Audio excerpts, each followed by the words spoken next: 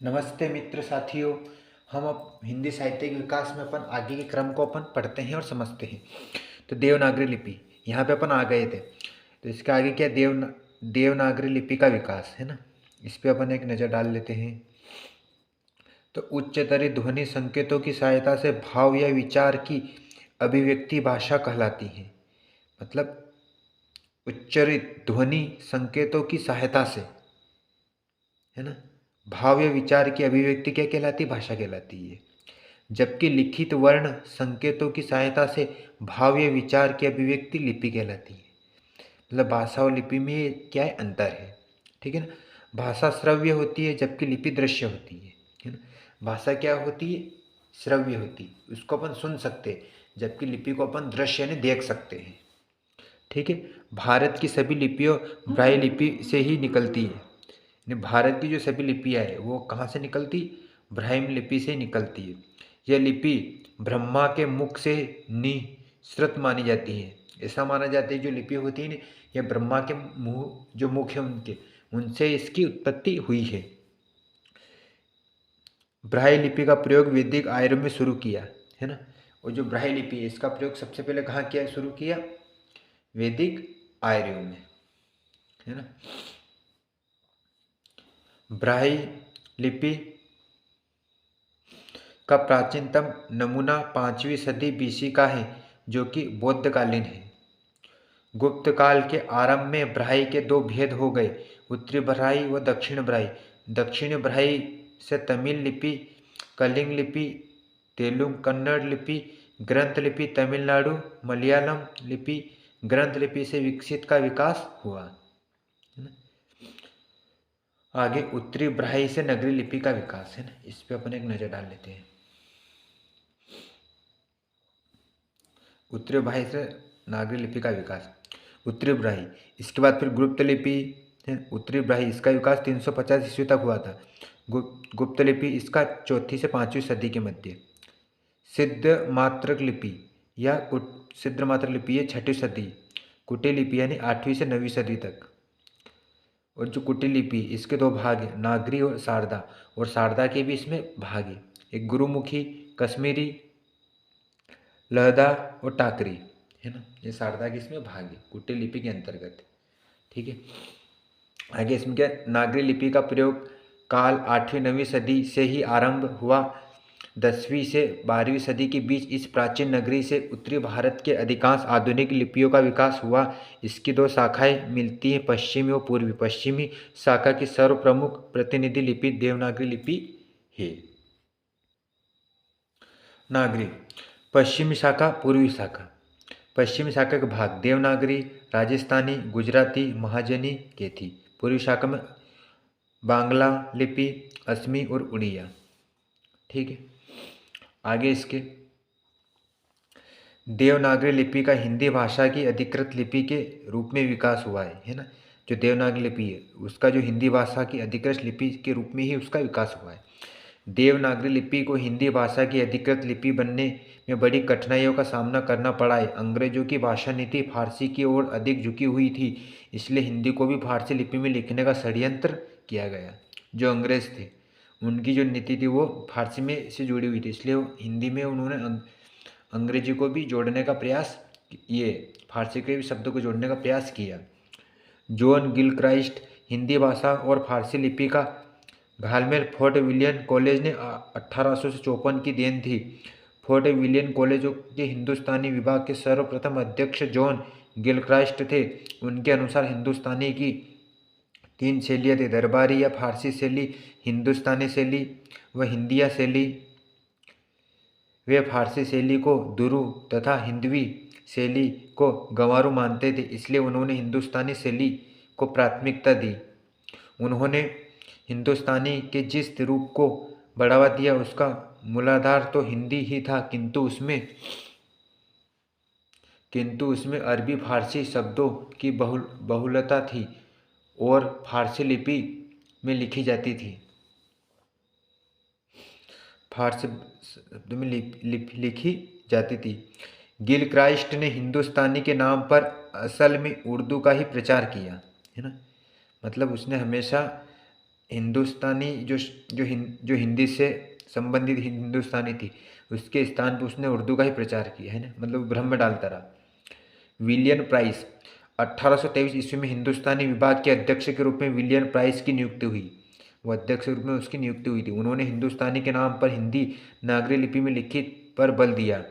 Price ने Gilchrist द्वारा जनित भाषा संबंधी भ्रांति को दूर करने का प्रयास किया, लेकिन प्राइस के बाद कॉलेज की गतिविधियां में कोई विशेष प्रगति नहीं हुई। मतलब वो अध्यक्ष बन गए, उसके बावजूद भी कोई उसमें हिंदी के बारे में कोई ठोस कदम नहीं उठाए गए, है ना। इसका मैं डिटेल इसलिए नहीं कर रहा क्योंकि अपने को बहुत सारी चीज़ें पढ़ना और समझना है ना, इसलिए आप सिर्फ सुनते जाओ, पढ़ते जाओ और आप भी मन ही मन में इसका रिवाइज करते जाओ, है ना। क्योंकि अपने आपको भी एग्ज़ाम देना, मुझे भी एग्ज़ाम देना है ना। अपन छोटे बच्चे तो ही नहीं जो इसमें ज़्यादा डीप में जाए, ठीक है।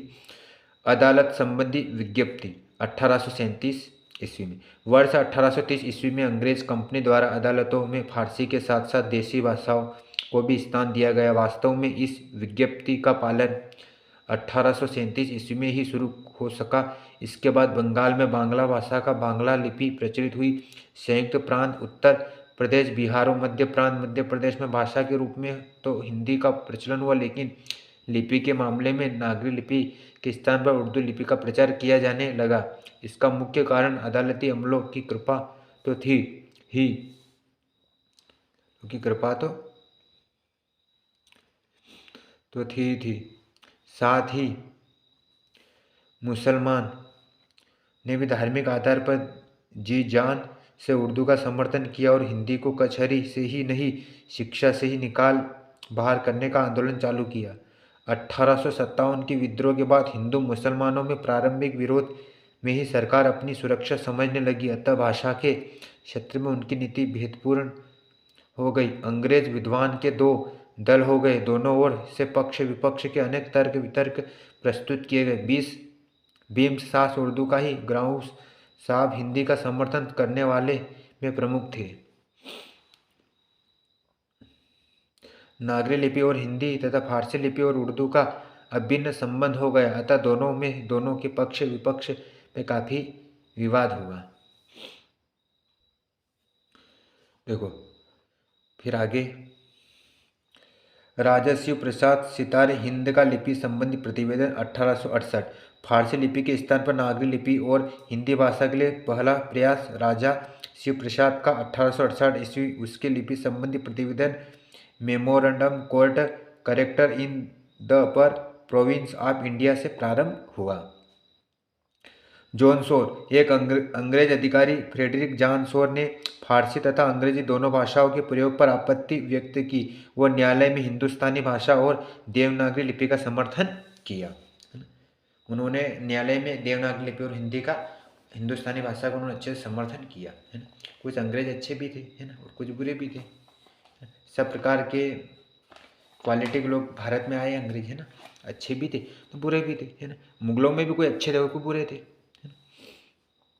बंगाल के गवर्नर एसेल के आदेश 1870 ईस्वी व 1873 ईस्वी में। वर्ष 1870 ईस्वी में बंगाल के गवर्नर एसेल ने देवनागरी के पक्ष में एक आदेश जारी किया, जिसमें कहा गया कि फारसी पूरी उर्दू नहीं लिखी जाए, बल्कि ऐसी भाषा लिखी जाए जो कुलीन हिंदुस्तानी फारसी की पूर्णतः अनभिज्ञ रहने पर भी बोलता है। वर्ष 1873 ईस्वी में बंगाल सरकार ने यह आदेश जारी किया कि पटना, भागलपुर तथा छोटा नागपुर डिवीजन संभागों ने न्यायालयों व कार्यालयों के सभी विज्ञप्ति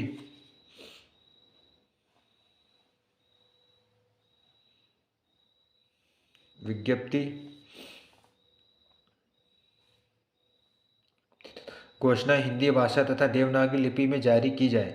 वर्ष 1881 की ईस्वी तक आते आते उत्तर प्रदेश के पड़ोसी प्रांतों बिहार, मध्य प्रदेश में नागरी लिपि और हिंदी प्रयोग की सरकारी आज्ञा जारी हो गई, तो उत्तर प्रदेश में नागरी आंदोलन का बड़ा नैतिक प्रोत्साहन मिला। आगे, गौरीदत्त, व्यक्तिगत रूप से मेरठ और पंडित गौरीदत्त की नागरी प्रचार के लिए भी की गई सेवाएं अविस्मरणीय नहीं, उसको अपन कभी नहीं भूल सकते। अविस्मरणीय का अर्थ क्या होता है? जिसको अपन कभी नहीं भूल सकते। गौरीदत्त ने 1874 ईस्वी में अपने संपादक में नागरिक प्रकाश नामक पत्र का प्रकाशन आरंभ किया। उन्होंने और भी कई पत्रिकाओं का संपादन किया। देवनागरी गजट 1888 ईस्वी, देवनागरी 1851 ईस्वी, देवनागरी प्रचारक 1892 ईस्वी के आदि। भारतेंदु भारतेंदु हरिश्चंद्र ने नागरिक आंदोलन को अभूतपूर्व शक्ति प्रदान की और वे इसके प्रतीक और नेता माने जाने लगे। उन्होंने 1882 में शिक्षा आयोग के प्रश्न पत्र का जवाब देते हुए कहा कि सभी सभ्य देशों का अदालतों में उनके नागरिकों की बोली और लिपि का प्रयोग होता है। ऐसा देश है जहाँ न तो अदालती भाषा शासकों की मातृभाषा है और न ही प्रजा की, है ना। मतलब कुल मिला के वहाँ दोनों प्रकार की वो नहीं है और कुछ नहीं। ठीक है, आगे नहीं है, प्रजा नहीं है ना। भारतेंदु हरिश्चंद्र नागरिक आंदोलन का अभूतपूर्व शक्ति प्रदान की और उसके प्रतीक का नेता माने जाने लगे। उन्होंने 18 में शिक्षा आयोग का प्रश्न पत्र जवाब देते हुए कहा कि सभी सभ्य देशों की अदालतों में उनके नागरिकों की बोली और लिपि का प्रयोग होता है। ऐसा देश जहाँ ना तो अदालती भाषा शासकों की मातृभाषा और नहीं प्रजा की, है ना। ऐसा उन्होंने कहा था।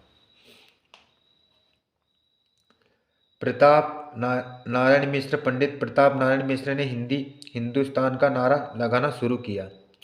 1893 में अंग्रेज सरकार ने भारतीय भाषाओं के लिए रोमन लिपि अपनाने का प्रश्न खड़ा कर दिया। इसकी तीव्रता प्रतिक्रिया हुई। नागरिक प्रचार सभा काशी स्थापना 1893 ईस्वी में मदन मोहन मालवीय नागरिक प्रचार सभा स्थापना वर्ष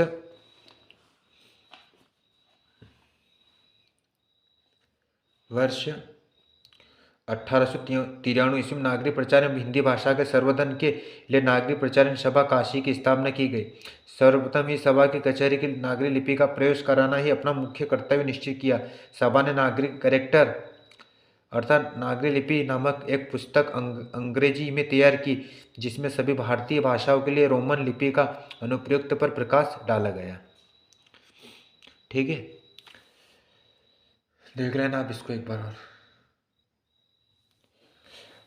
मालवीय के नेतृत्व में 17 सदस्यीय प्रतिनिधित्व मंडल द्वारा लेफ्टिनेंट गवर्नर एंटोनी मैकडाउन ने को स्मरण पत्र या मेमोरियम देना 1898 ईस्वी। मालवीय ने एक स्वतंत्र पुस्तिका court character and primary education in north western provinces and Oudh NWP and O 1897 ईस्वी लिखी, जिसका बड़ा व्यापक प्रभाव पड़ा। North western provinces and Oudh यानी उत्तरी पश्चिमी प्रांतों एवं अवध का अर्थ तकरीबन समस्त अविभाजित उत्तर प्रदेश। वर्ष 1898 ईस्वी में प्रांत के तत्कालीन लेफ्टिनेंट गवर्नर के काशी आने पर नागरिक प्रचारक सभा का एक प्रभावशाली प्रतिनिधित्व मंडल मालवीय के नेतृत्व में उनसे मिला और हजारों हस्ताक्षरों से युक्त एक मेमोरियल उन्हें दिया। यही मालवीय जी का एक अथक प्रयास था, जिसके परिणाम स्वरूप अदालतों में नागरिकों को प्रवेश मिल सका। इसलिए अदालतों में नागरिक प्रवेश का श्रेय मालवीय जी को दिया जाता है। इन तमाम प्रयत्नों का शुभ परिणाम यह हुआ कि 18 अप्रैल 1900 को गवर्नर साहब ने फारसी के साथ नागरिकों को भी अदालतों कचहरियों के समान अधिकार दे दिया। मैकडॉनल आदेश को जब गवर्नर जनरल की परिषद में अनुसमर्थ के लिए भेजा गया तो वहाँ उसमें अत्यंत महत्वपूर्ण बदलाव किया गया। अब क्या बदलाव किया गया इस पर अपन नज़र डाल लेते। पर्शियन करेक्टर फारसी लिपि की जगह पर उर्दू भाषा तथा नागरिक करेक्टर नागरिक लिपि के स्थान पर हिंदी भाषा का कर दिया गया। दूसरे शब्दों में इन्हें उर्दू या और हिंदी पर दो अलग अलग भाषा होने की आधिकारिक मुहर लगा दी गई। मैकडॉन आदेश को 26 जून 1900 ईस्वी को लागू किया गया। सरकार का यह प्रस्ताव हिंदी के स्वाभिमान के लिए संतोषप्रद नहीं था। इससे हिंदी को अधिकारपूर्ण सम्मान नहीं दिया गया, बल्कि हिंदी के प्रति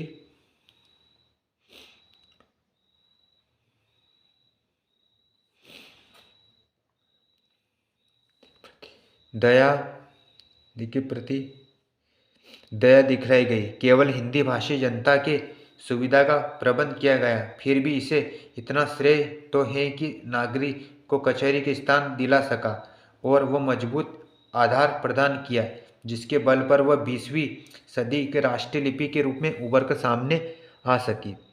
शारदा चरण मिश्र 1848-1917 ईस्वी। कलकत्ता उच्च न्यायालय ने न्यायाधीश शारदा चरण मित्र ने अगस्त 1907 ईस्वी में कलकत्ता में एक लिपि विस्तार परिषद नामक संस्था की स्थापना की। मित्र ने इस संस्था की और देवनागरी 1907 ईस्वी पत्र प्रकाशित करके भारत की सभी भाषाओं और साहित्य को देवनागरी लिपि में प्रस्तुत करने का उपक्रम रचा। इस पत्र में भिन्न भिन्न भाषाओं में लेख देवनागरी लिपि में छपा करते थे। वे अखिल भारतीय लिपि के रूप में देवनागरी लिपि के प्रथम प्रचारक थे। नेहरू रिपोर्ट 1928 ईस्वी की भाषा लिपि संबंधित संस्कृति। नेहरू रिपोर्ट की भाषा लिपि संबंधी संस्कृति कहा गया कि देवनागरी अथवा फारसी में लिखी गई जाने वाली हिंदुस्तानी भारत की राजभाषा होगी। स्पष्ट है कि हिंदी भाषा की अधिकृत लिपि के मामले में इस समय तक द्वैध या विवाद की स्थिति बनी हुई है ना। संविधान सभा भाषा संबंधी विधेयक पारित 14 सितंबर 1949 में एक विधेयक पारित हुआ था, जिसमें जब संविधान सभा ने 14 सितंबर 1949 को भाषा संबंधी विधेयक पारित किया, तब जाकर लिपि के मामले में विद्यमान द्वैध या विवाद अंतिम रूप से समाप्त हुआ। अनुच्छेद 343(1) में स्पष्ट घोषणा की कि संघ की राजभाषा हिंदी और लिपि देवनागरी होगी। इस प्रकार 150 वर्षों 1800 से 1949 ईस्वी के लंबे संघर्ष के बाद देवनागरी लिपि हिंदी भाषा की एकमात्र और अधिकृत लिपि बन गई, है ना। देवनागरी लिपि का नामकरण, है ना। देवनागरी लिपि को लोकनागरी या हिंदी लिपि भी कहा जाता है ना। देवनागरी का नामकरण विवादास्पद है कि ज़्यादातर विद्वान गुजरात के नगर ब्राह्मणों ने इसका संबंध जोड़ते हैं। उनका मानना था कि गुजरात में सर्वप्रथम प्रचलित होने से वहाँ के पंडित वर्ग अर्थात नागर ब्राह्मणों के नाम से इसे नागरी कहा गया। अपने अस्तित्व में आने के तुरंत बाद उसने देवभाषा संस्कृत को लिपिबद्ध किया, इसलिए नागरी में देव शब्द जुड़कर बन गया देवनागरी लिपि, है ना। ठीक है ना। नए नए प्रकार के लोग रहते हैं जमाने में, है ना, कुछ ना कुछ परिवर्तन करते रहते हैं। देवनागरी लिपि का स्वरूप, है ना। पहले नागरी लिपि देव हो गई, है ना। यह लिपि बाईं ओर से दाईं ओर लिखी जाती है। देवनागरी लिपि बाईं ओर से हमेशा दाईं ओर लिखी जाती है ना। एग्जाम में प्रश्न आ सकता है, तो अपने को ये फैक्ट पता होना चाहिए। जबकि फारसी लिपि, उर्दू, अरबी, फारसी भाषा में लिपि दाईं ओर से बाईं ओर लिखी जाती है। यह अक्षरात्मक लिपि यानी कि सिलेबिक स्क्रिप्ट है, जबकि रोमन लिपि अंग्रेजी भाषा की लिपि वर्णात्मक लिपि यानी अल्फ़ाबेटिकल स्क्रिप्ट है। देवनागरी लिपि के गुण, है ना, इस पर अपन नज़र डाल लेते हैं। देवनागरी जो लिपि उसके कौन कौन से गुण है ना। तो देखो, पहला गुण है इसमें एक ध्वनि के लिए एक ही वर्ण संकेत। एक वर्ण संकेत के अनिवार्य एक ही ध्वनि व्यक्त। जो ध्वनि का नाम है वही वर्ण का नाम है। मुख वर्ण नहीं है, जो बोला जाता वही लिखा जाता है। एक वर्ण में दूसरे वर्ण का भ्रम नहीं है। उच्चारण के सूक्ष्मतम भेद को ही प्रकट करने की सक्षमता है। वर्णमाला ध्वनि वैज्ञानिक पद्धति में बिल्कुल अनुरूप है। प्रयोग बहुत व्यापक है। संस्कृत, हिंदी, मराठी, नेपाली और एकमात्र लिपि है। आगे, भारत के अनेक लिपियों के निकट है ना।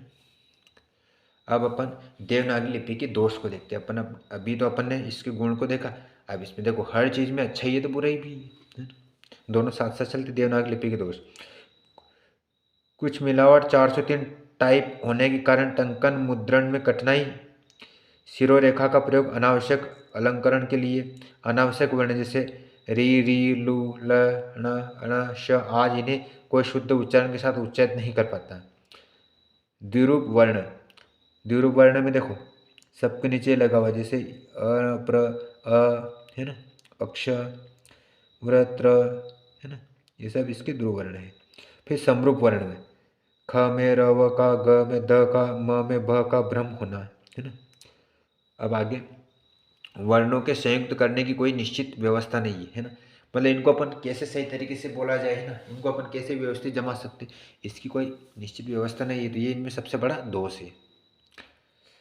अनुस्वार एवं अनुनासिक के प्रयोग में एक रूपता का अभाव है ना, मतलब अनुस्वार है और अनुनासिकता, इनमें दोनों में एक रूपता नहीं है ना। आगे, त्वारपूर्ण लेखन नहीं, क्योंकि लेखन में हाथ बार बार उठाना पड़ता है। त्वारपूर्ण यानी व्यवस्थित इसमें लेखन नहीं, बार बार इसमें हाथ उठाना पड़ता है, इसलिए इसमें राइटिंग भी सुंदरता नहीं आती है। वर्णों के संयुक्तिकरण में र के प्रयोग को लेकर भ्रम की स्थिति, ई वर्णों के संयुक्तिकरण में र को लेकर प्रयोग में भ्रम की स्थिति ज़्यादा उत्पन्न होती है। ई की मात्रा ई का लेखन वर्ण में पहले पर उच्चारण वर्ण के बाद। ठीक है। देवनागरी लिपि में सुधार संबंधित सुझाव है ना, इसके सुझाव क्या है, किस किसने दिए। बाल गंगाधर तिलक का फांड 1904-26 में है ना, तिलक फांड, उसमें उन्होंने सुझाव दिए थे। सावरकर बंधुओं का की बाराखड़ी है ना। फिर श्याम सुंदर दास का पंचमा अक्षर के बदले अनुस्वार का प्रयोग का सुझाव है ना, उन्होंने कहा कि पंचमा अक्षर की जगह अनुस्वार का प्रयोग अपन करना ठीक रहेगा है ना। फिर गोरख प्रसाद का मात्राओं का व्यंजन के बाद दाहिने तरफ अलग रखने का सुझाव, जैसे कुल का क और ल। ठीक है। फिर श्रीनिवास का महाप्राण वर्ण के लिए अल्प प्राण के नीचे हेश चिन्ह लगाने का सुझाव।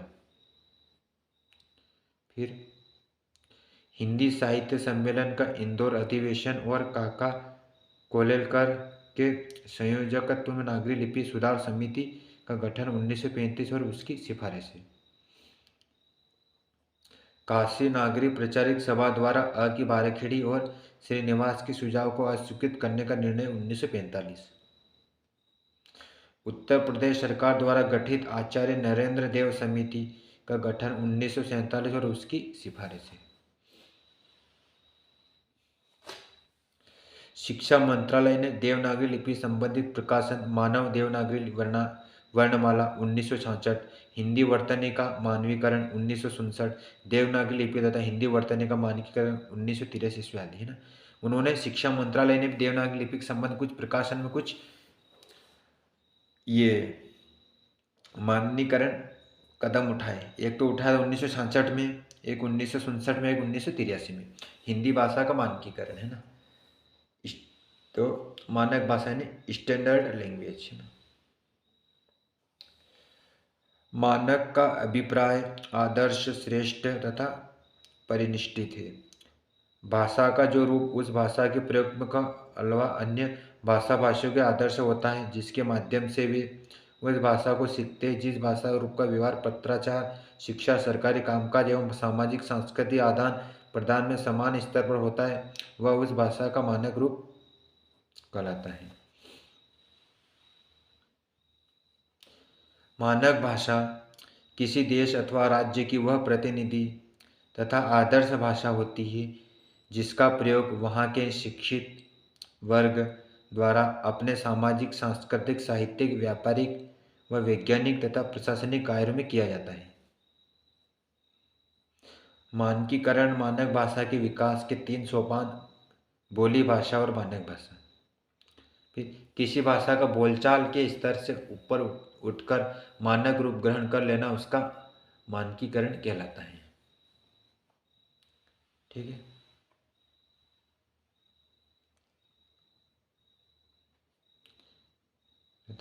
प्रथम सोपान बोली। पहले स्तर पर भाषा का मूल रूप एक सीमित क्षेत्र में आपसी बोलचाल के रूप में प्रयुक्त होने वाली बोली का होता है, जिसे स्थानीय, आंचलिक अथवा क्षेत्रीय बोली कहा जा सकता है। इसका शब्द भंडार सीमित होता है, कोई नियमित व्याकरण नहीं होता है। इसे शिक्षा, अधिकारी, कार्य, व्यवहार अथवा साहित्य का माध्यम नहीं बनाया जा सकता। द्वितीय सोपान भाषा वही बोली कुछ विशेष भौगोलिक, सामाजिक, सांस्कृतिक, राजनीतिक और प्रशासनिक कारणों से अपना क्षेत्र विस्तार कर लेती है। उसका लिखित रूप विकसित होते लगता है, इसी कारण वह व्याकरणिक सांचे में ढलने लगती है और उसका पत्राचार, शिक्षा, व्यापार, प्रशासन आदि में प्रयोग के होने लगता है। तब वह बोली न रहकर भाषा की संज्ञा प्राप्त कर लेती है। तृतीय सोपान मानक भाषा। यह वह स्तर है जब भाषा के प्रयोग का क्षेत्र अत्यधिक विस्तृत हो जाता है, वह एक आदर्श रूप ग्रहण कर लेती है, उसका परिनिष्ठ रूप होता है, उसकी अपनी शैक्षणिक, वाणिज्य, साहित्य, शास्त्रीय, तकनीकी एवं कानूनी शब्दावली होती। इसी स्थिति में पहुंचकर भाषा मानक भाषा बन जाती है। उसी का शुद्ध उच्च स्तरीय परिमार्जित परिमार्जित आदि भी कहा जाता है। ठीक है ना। आगे मानक भाषा के तत्व। कौन से तत्व है? ऐतिहासिकता, स्वायत्तता, केंद्रोन्मुखता, बहुसंख्यक प्रयोगशीलता, सहजता, फिर बोधगम्यता, व्याकरण साम्यता, सर्वविधि एकरूपता। मानकीकरण का एक प्रमुख दोष यह है कि मानकीकरण करने की भाषा में स्थिति आने लगती है जिससे भाषा की गति अवरुद्ध हो जाती है। हिंदी भाषा के मानकीकरण की दिशा में उठाए गए महत्वपूर्ण कदम।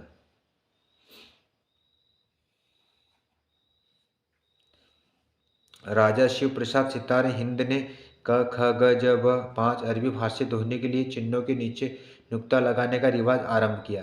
भारतेंदु हरिश्चंद्र के हरिश्चंद्र मैगनीज के जरिए खड़ी बोली को व्यवहारिक रूप प्रदान करने का प्रयास किया। अयोध्या प्रसाद खन्नी ने प्रचलित हिंदी को ठेठ हिंदी की संज्ञा दी और ठेठ हिंदी का प्रचार किया।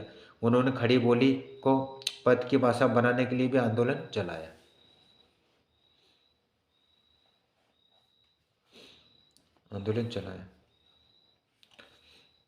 हिंदी भाषा के मानकीकरण की दृष्टि से द्विवेदी युग 1920 सर्वाधिक महत्वपूर्ण युग था। सरस्वती पत्रिका के संपादक महावीर प्रसाद द्विवेदी ने खड़ी बोली के मानकीकरण का सवाल सक्रिय रूप से और एक आंदोलन के रूप से उठाया।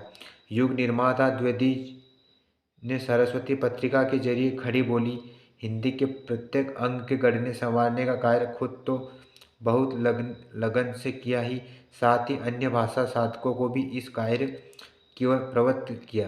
द्विवेदी जी की प्रेरणा से कामता प्रसाद गुरु ने हिंदी व्याकरण के नाम से एक वृहत व्याकरण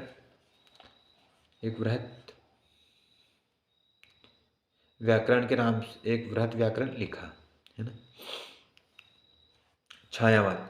छायावाद युग 1836 है ना। ये युग का चरण कब से कब तक? 1918 से 36 तक। छायावादी युग 1936 के बाद हिंदी के मानकीकरण की दिशा में कोई आंदोलनात्मक प्रयोग ही नहीं हुआ, किंतु भाषा का मानक रूप अपने आप स्पष्ट होता चला गया है ना। अब आगे स्वतंत्रता प्राप्ति के बाद 1947 के बाद हिंदी के मानकीकरण पर नए सिरे पर विचार विमर्श शुरू हुए, क्योंकि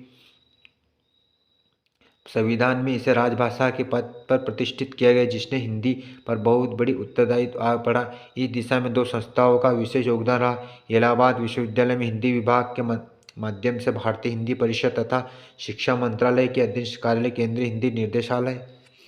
भारतीय हिंदी परिषद है ना, ये क्या है? भारतीय हिंदी परिषद भाषा के सर्वांगीण मानकीकरण का प्रश्न सबसे पहले 1950 में इलाहाबाद विश्वविद्यालय के हिंदी विभाग ने ही उठाया।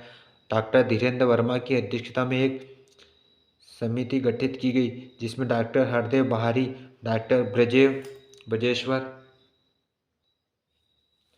शर्मा, डॉक्टर माता प्रसाद गुप्ता आदि सदस्य थे। धीरेन्द्र वर्मा ने देवनागरी लिपि चिन्हों में एकरूपता, हरदेव बहारी ने वर्ण विन्यास की समस्या, ब्रजेश्वर शर्मा ने हिंदी व्याकरण तथा माता प्रसाद गुप्ता ने हिंदी शब्द भंडार का स्त्रीकरण विषय पर अपने प्रतिवेदन प्रस्तुत किए। केंद्रीय हिंदी निदेशालय की लिपि के मानकीकरण पर अधिक ध्यान दिया। वो देवनागरी लिपि तथा हिंदी वर्तनी मानकीकरण 1983 का प्रकाशित किया। हिंदी भाषा की विशेष उपलब्धि। वर्ष 2019 ईस्वी में संयुक्त अरब अमीरात यूएई की राजधानी अबू धाबी की न्यायपालिका में कामकाज की तीसरी अधिकृत भाषा पहली अरबी, दूसरी अंग्रेजी के रूप में वो हिंदी की मान्यता दी गई। विश्व हिंदी सम्मेलन। उद्देश्य यूएनओ की भाषा में हिंदी का स्थान दिलाना व हिंदी का प्रचार प्रसार करना। ठीक है, आगे इधर अब कम ये इसका क्रम, तिथि और आयोजन स्थल है ना, तो देखना इसको अपन थोड़ा इधर कर लेते हैं। क्रम में पहला है 10-14 जनवरी 1975 में। आयोजन स्थल नागपुर भारत। अध्यक्ष शिव सागर राम गुलाम मारसी के तत्कालीन राष्ट्रपति। उद्घाटन इंदिरा गांधी, है ना, उस समय हमारे देश की इंदिरा गांधी थी ना। दूसरा 28-30 अगस्त 1976 पोर्ट लुई मारिसम में। तीसरा 28-30 अक्टूबर 1983 नई दिल्ली भारत। चौथा 2-4 दिसंबर 1993 पोर्ट लुई मार्सी। पांचवा 4-8 अप्रैल 1996 Port of Spain Trinidad and Tobago. आगे छठा 14-18 सितंबर 1999 लंदन ब्रिटेन। सातवां 5-9 जून 2003 मारोबोवी सूरीनाम। आठवां 13-15 जुलाई 2007 न्यूयॉर्क अमेरिका। नवा 22-24 सितंबर 2012 जोहान्सपुर दक्षिण अफ्रीका। 10वां सितंबर 2015 भोपाल भारत में। 11वां 18-20 अगस्त 2018 पोर्ट लुई मारिसम में, है ना। तो इसके विश्व हिंदी सम्मेलन हुए थे ना, कब कहाँ हुए थे ना। तो अब तक कितने हो चुके, 11वां हो चुके हैं ना। कल अपन इस जो अपने हिंदी साहित्य को इसके सारे अपन ये पढ़ेंगे, क्या बोलते हैं इसको, वस्तुनिष्ठ प्रश्न, वैकल्पिक प्रश्न है ना, जो एग्जाम में आते हैं ना, उसके में टिक लगा देता हूँ ताकि अपन अधिक से अधिक प्रश्न करें। मेरा प्रयास है कि आपको 500 से 1000 तक के प्रश्न में बताओ, है ना, क्योंकि अपन जितने ज़्यादा पढ़ेंगे इतने ज़्यादा अपना फायदा होगा, ठीक है ना।